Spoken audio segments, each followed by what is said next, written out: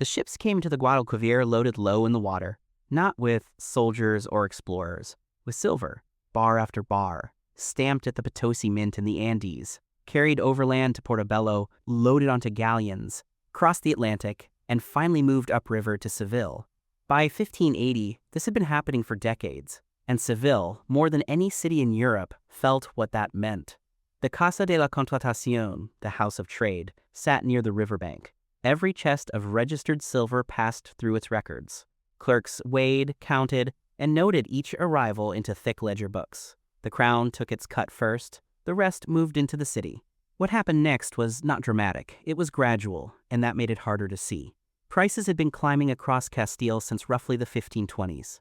By 1580, wheat in Seville cost roughly 4 times what it had a century before. Not 4 times better wheat, just 4 times the price. A day laborer in 1580 earned more maravedís than his grandfather had, but the bread he bought with those maravedís cost more too. Whether he was actually better off depended on exactly when you asked. Most evidence suggests wages lagged behind prices by years, sometimes decades. That gap between what money arrived and what it could buy was the tension Seville lived inside. The city itself had grown enormously since Columbus's first return in 1493. In 1480, Seville had perhaps 40,000 people. By 1580, it was closer to 90,000, possibly more. That population pressure alone would have pushed prices upward. But the silver was doing something additional, something that confused contemporaries.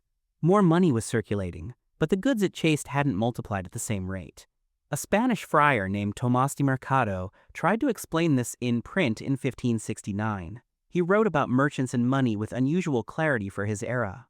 He noticed that when silver flowed into Seville, it didn't stay still. It moved through hands: baker, landlord, cloth merchant, mule driver, tax collector. Each transaction was ordinary. The cumulative effect was not.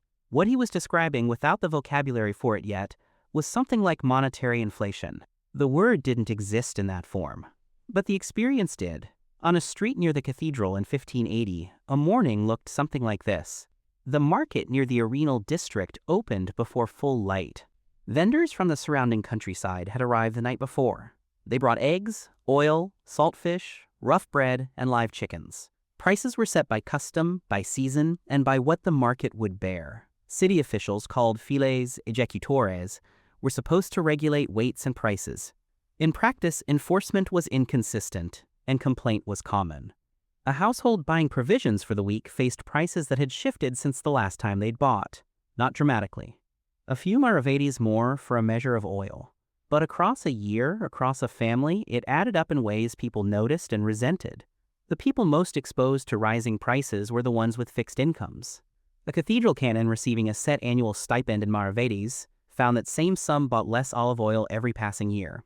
A soldier waiting for back pay, and soldiers in Castile waited often, came home to a city where the money owed had quietly lost value.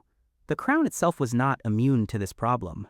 Philip II, who sat on the Spanish throne in 1580, controlled more silver than any monarch in Europe. And yet his government was perpetually short of money. He had declared bankruptcy twice already, in 1557 and 1575. The silver paid debts, but it also created the conditions for more debt. Bankers in Genoa and Antwerp had learned to price their loans accordingly. They knew the silver would arrive. They also knew it would pass through royal hands quickly. The crown borrowed against future shipments. The shipments arrived. The debt remained. It was a system that looked like wealth from the outside and felt like pressure from the inside. Meanwhile, down near the river, a different calculation was happening. Merchants who dealt in imported goods, cloth from Flanders, paper from Genoa, spices from Lisbon, were watching their costs rise alongside everything else. Seville was the legal gateway to American trade, but it was not a manufacturing city. It consumed, it taxed, it redistributed, it financed. The actual goods sold in its markets came from elsewhere, which meant that silver leaving Seville for Genoa or Antwerp often returned as cloth or metal goods at prices that had already absorbed the inflation. Some merchants did extraordinarily well in this environment. The ones who held inventory when prices rose made windfall profits. The ones who had sold too early or bought on credit at the wrong moment did not. A single bad timing decision could undo years of careful trading. The Consulado, Seville's merchant guild, tried to manage some of this collective risk. But the speed of information was still limited by how fast a letter could travel. News from Potosi took months to reach Seville. A merchant making decisions in October might be working from intelligence that was 8 months old. In that gap between information and reality, fortunes were made and lost routinely. The ordinary resident of Seville in 1580 probably did not think about Potosi. They thought about rent. Seville's population growth had driven housing costs sharply upward. Landlords subdivided houses, added upper floors, rented rooms and courtyards.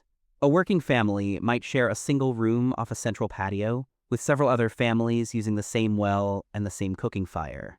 The courtyard house, the Corral de Vecinos, became the standard form of dense urban living. It was not comfortable. It was also the only option most people had. Disease moved through these spaces easily. Seville had suffered serious plague outbreaks in 1568, and would suffer another in 1582. A city of 90,000 people with crowded housing, unreliable water, and constant movement was a city where illness was a recurring economic event, not just a human tragedy. A laborer who fell sick for 2 weeks lost 2 weeks of income. There was no institutional replacement for that loss. The church provided some charity. Confraternities helped their members. But the margin between stability and crisis for most households was narrow, and inflation, slow and invisible as it was, made that margin narrower every year. Not every part of Seville's economy was suffering. The shipbuilding yards downstream at Triana were busy. The Atlantic trade required constant replacement of vessels. Caulkers, carpenters, rope makers, and sail sewers had reliable work. Their wages were rising, and in their trades demand was keeping pace. A skilled ship's carpenter in 1580 Seville was probably better positioned than a cathedral scribe, receiving the same nominal income he'd received 15 years earlier. The silver economy rewarded proximity to the trade itself. The further you were from the river, the trade routes, and the silver chests, the more you felt the rising prices without the rising wages to match. By afternoon, the cathedral square would fill with a particular kind of noise. Notaries, brokers, and money changers gathered near its steps. No formal exchange building yet, just men, paper, and verbal agreements. A merchant might settle a debt from last season's wool shipment, while simultaneously arranging credit for the next fleet departure. The fleet system, the flota, ran on a rough annual schedule. When a fleet was due, the city accelerated. Credit loosened, prices on certain goods jumped, labor became scarce and expensive. When a fleet was delayed by weather, by war, by bureaucratic hold, the tension in Seville's credit markets was immediate and physical. Lenders grew cautious, debtors grew nervous, transactions stalled. The silver hadn't arrived yet, but its absence was already being priced in.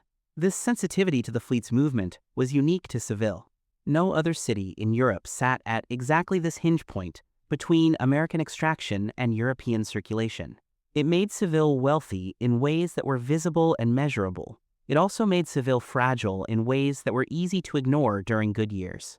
The city's wealth was not rooted in what it made. It was rooted in what passed through it. That distinction would matter later. In 1580, it was easy to overlook. Toward evening, the city's rhythms shifted. The market vendors packed what remained unsold. Workers returned from the yards and warehouses near the arenal. Taverns near the river filled with sailors waiting for their next posting. Some had come from the Caribbean, from New Spain, from the Rio de la Plata. They brought back information as much as anything. Stories about the mines at Potosi circulated in Seville's taverns in vivid, distorted form. The reality, forced indigenous labor, altitude sickness, mercury poisoning, was mostly absent from those accounts. What circulated instead were numbers. How much silver, how deep the veins, how many mules it took to carry the bars down the mountain. Those numbers fed the city's imagination and its investment calculations simultaneously. Back in the wealthier quarters, households were preparing for the evening meal. A prosperous merchant family in 1580 ate reasonably well by European standards. Bread, olive oil, salt fish on lean days, occasionally fresh meat. Wine from the surrounding region, which Seville exported in quantity. Sugar, now arriving from Atlantic Island plantations, was becoming affordable to middling households. That was new. A generation earlier, sugar had been a luxury or a medicine. By 1580, a Seville grocer might stock it alongside pepper and salt. Small shifts like that, in what was available, what was affordable, what was ordinary, were part of what the silver economy actually meant at table level.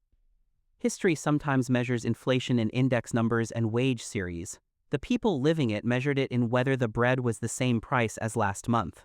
Most of the time, it wasn't. Most of the time, the difference was small enough to absorb. Occasionally, it wasn't, and then households made hard choices about what to cut.